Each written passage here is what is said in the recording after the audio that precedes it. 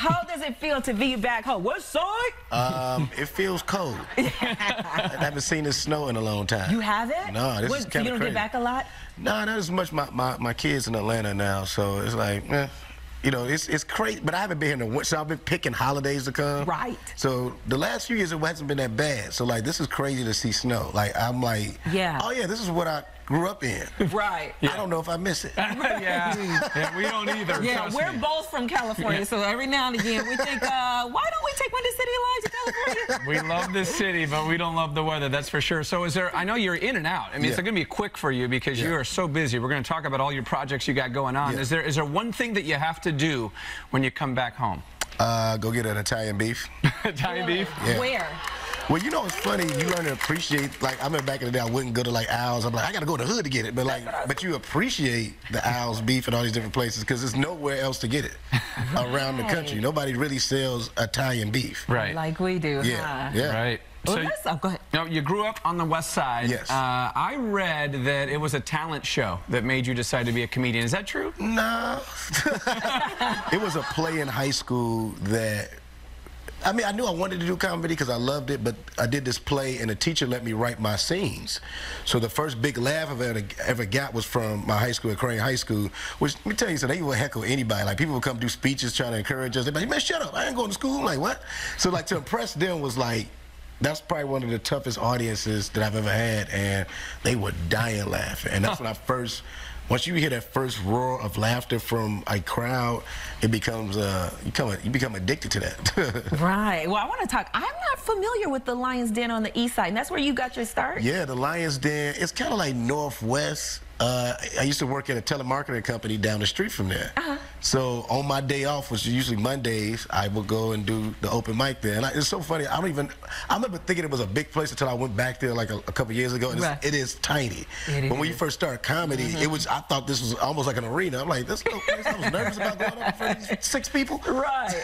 And now look at you. When you think about starting out, or born and raised here on the West Side, and where you are now, do you ever pinch yourself? Yeah. I mean, last night I did a screening for my family and friends, and I was talking to them. I talked to them yesterday, did a Q&A, and it was really sitting there, and in the moment just talking was like, oh wow, I really like this is a thing. And it's so funny. I've done like all the movies and all that stuff, and which is great, and I'm always still excited, but like, you know, an HBO special is like the goal.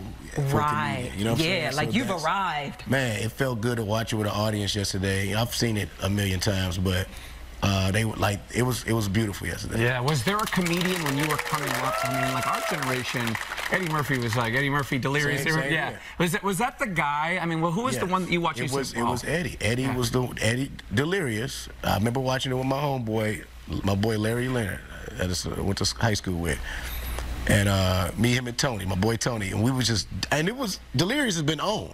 Right. But we saw it for the first time, was like, yo, this has to be the funniest thing I've ever seen in my life. And from that point, even the way I do the storytelling and the characters within the way I do comedy is really based on watching Eddie Murphy. Right. Now, have you worked with him yet? Or do you know him? Have you met him? It's been so close.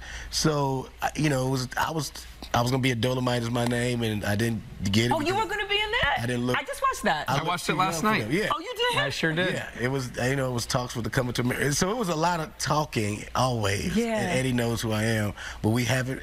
And I know everybody, like Keenan Ivory Wayans, Robert Townsend, all those guys. Eddie's the last of who I can't wait to sit down and have a conversation with. So like, even doing this special, I was telling Chris Rock this. I want to impress the heroes, you know what I'm saying? All the dudes I look up to, you know, in comedy. I can't wait to see what they think about it. Okay, talk about where you shot it. You shot it in Dorsey High School. Dorsey High School. Yeah, I shot, and this is another reason. I shot in L.A. just because, you know, I could have did it here, but sometimes people think, well, only Chicago people think you're funny. I'm like, you gonna see. And I did it out there, and I wanted to do it in the community. We put the money back into the community, shot it at Dorsey High School.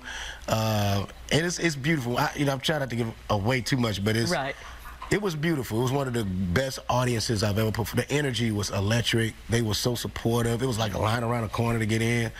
It's crazy. It looked like the way we shot it, where we shot it at, it looked like a place that Dr. King May gave a speech at. Really? That's what it felt like. Wow. Very nice. We will be tuning in November 23rd for sure. But you talked about working with some of your heroes and meeting some of your heroes. Yeah. I know you're a huge basketball guy. Yeah. Yeah, that's the Bulls, yes, and you got the Jordans on. And I know Uncle Drew, we love that movie. Yeah. We quote it. But working with Shaq and Reggie Miller and Kyrie Irving, that had to be pretty cool. A dream. That was the first offer I got after Get Out.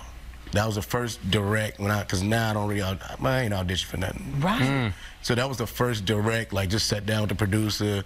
He didn't have to keep talking. He didn't know I was sitting there after he said Shaq, Kyrie. I was like, yeah, what this movie is. I'm in. The makeup too, seeing Shaq old is like Tiffany Haddish. I mean, like this. How do you guys keep a straight face when you're on set with these guys? That was so much fun, and they all like Chris Webber was so funny. Oh yeah, so funny. Reggie was great.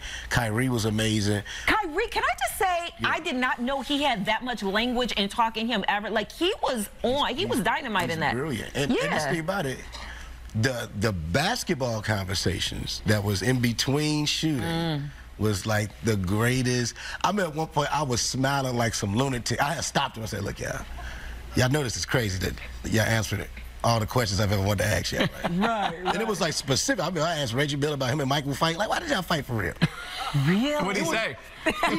This is interesting. He says, I've heard Mike talk about. Mike says Reggie started. Reggie says Mike started. It's like, okay, y'all just elbowing each other, and then, but it was such a crazy, specific question. He didn't mind answering. Right. And then Kyrie was going through. He was leaving Cleveland. Yeah. That all happened while so we was like doing table reads, and me and him had a rehearsal. And I just watched ESPN like.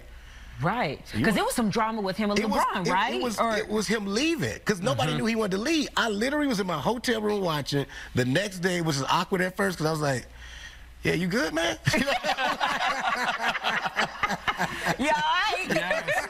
You want to be here right now? What's going on, man? Yes, that was a huge movie. Get Out, of course, a huge movie, and working with Jordan Peele. And then you have some big movies coming up. Yeah, I mean, this year's been a good year long. I was in a Good Boys movie that did really well.